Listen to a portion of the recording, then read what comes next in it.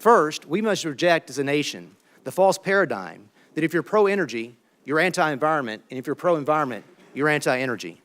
I utterly reject that narrative. In this nation, we can grow our economy, harvest the resources God has blessed us with, while also being good stewards of the air, land, and water by which we've been favored. It is not an either-or proposition. Next, we should celebrate the great progress that we've made as a nation since the inception of the EPA and the laws that have been passed by this body, but recognize that we have much work to do. Third, rule of law matters. Process matters. It inspires confidence in those that are regulated. The law is static, not transient. Regulators are supposed to make things regular, to fairly and equitably enforce the rules and not pick winners and losers. A regulator should not be for or against any sector of our economy. Instead, a regulator ought to follow the law in setting up the rules so that those who are regulated can plan, allocate resources to meet the standards versus operating in a state of uncertainty and duress. Fourth, federalism matters. It matters because Congress says so. And because we need to achieve good outcomes as a nation for air and water quality, we need the partnership of the states to achieve that.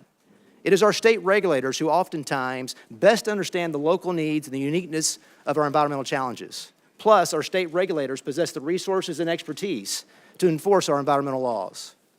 Fifth, public participation is key.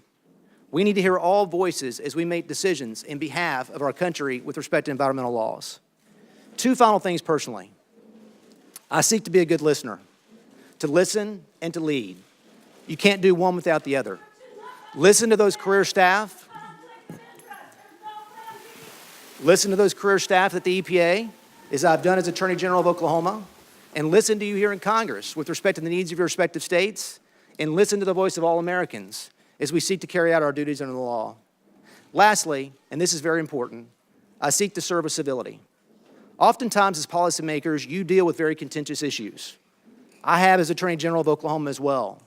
We deal with weighty issues, and there's passion on both sides of issues. But we should not succumb to personalizing matters. We should encourage open and civil discourse. One such issue where civil discourse is absent involves climate change. Let me say to you, science tells us that the climate is changing, and then human activity in some manner impacts that change. The ability to measure with precision the degree and extent of that impact and what to do about it are subject to continuing debate and dialogue, and well, it should be.